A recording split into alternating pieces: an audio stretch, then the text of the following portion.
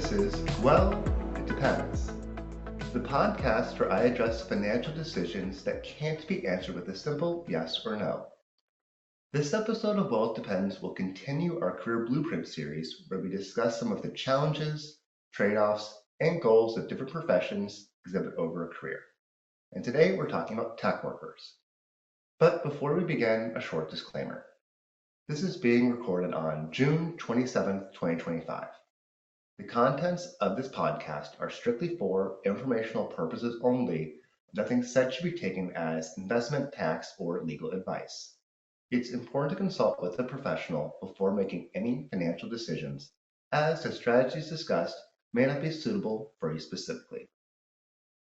Getting into it. Today we're talking about tech workers. If you're a software engineer, data analyst, UX designer, IT infrastructure specialist, or anyone who works on the digital backbone of a company, this episode's for you. This is a field defined by skills.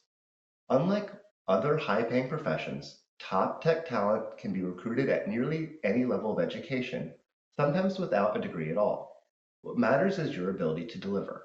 Boot camps, self-taught coders, and certification programs have opened doors into the industry in ways that just aren't possible for doctors, lawyers, or finance professionals. That said, advanced degrees can still help.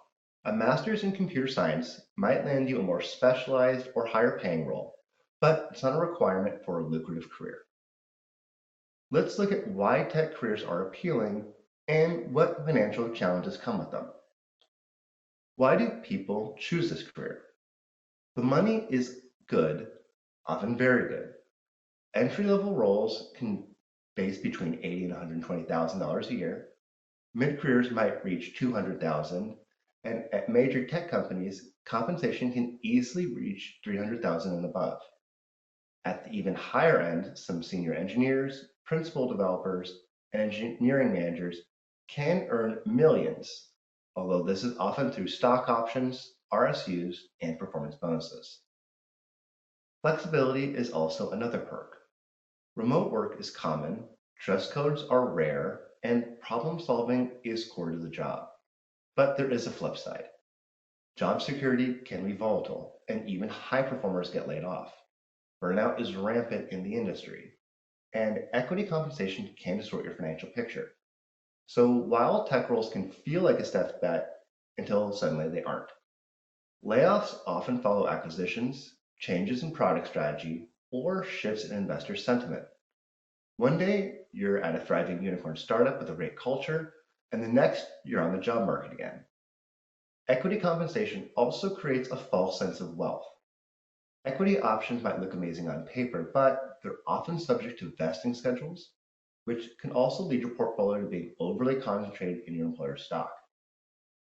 Another thing to consider is tax surprises if these additional levels of compensation aren't carefully planned for. Let's break down a typical tech worker's work life. Early careers, think 20s and early 30s. Salaries between 90 and 130,000, probably renting in a high-cost city, possibly with student loans. Equity compensation may be part of your compensation, but will grow over time.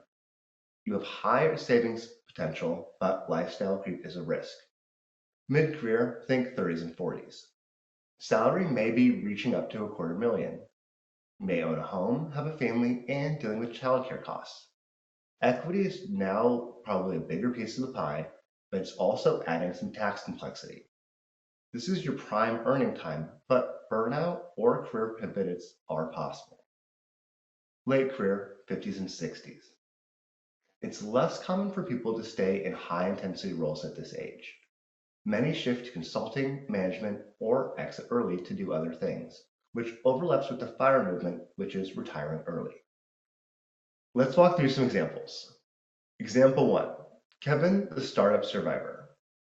Kevin starts at a mid-sized tech company at 25, making $110,000 with some RSUs. Stays for 6 years, gets promoted twice, and leaves with $250,000 invested stock. He then hops through 2 more companies, increasing his base salary to $180,000 and scores another equity package. He saves aggressively, 20% of his income to 401k and brokerage accounts, and by age 40 has over 700,000 invested. He plans to hit 1.5 million by 50 and then downshift into freelance work. The lesson here is early discipline plus strategic job hopping creates major financial leverage. Example 2, Anna the over-concentrated engineer. Anna joins a hot startup with a $100,000 salary and a generous stock option grant.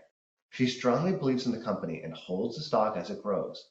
At 38, she's worth $1 million on paper, 800,000 of it from company stock. The company then misses an earnings report and the stock falls 70%. She watches as half of her wealth evaporates.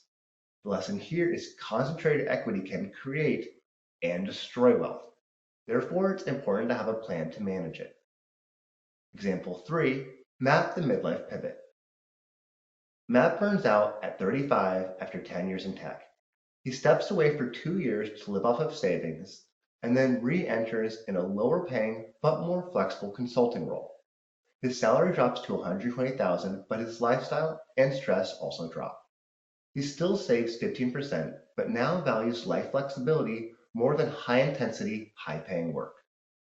The lesson here is income isn't everything, and it's important to build a buffer that lets you pivot. Key levers for tech workers. Max out your 401k early, especially if you have an employer match. Diversify your equity comp, even if you love your company. Treat your RSUs and stock options like bonuses, not as your regular salary. Have an emergency fund that can handle a long job search as layoffs are common in the industry.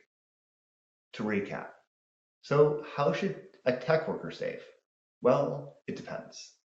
It depends on your career longevity, your tolerance for volatility, and how you handle equity. High income doesn't equal financial security, especially if it's unstable or concentrated. You need a plan that smooths out the highs and allows you to prepare for the lows. If you can manage both, tech can be a fast track to financial freedom, and if not, a financial trap.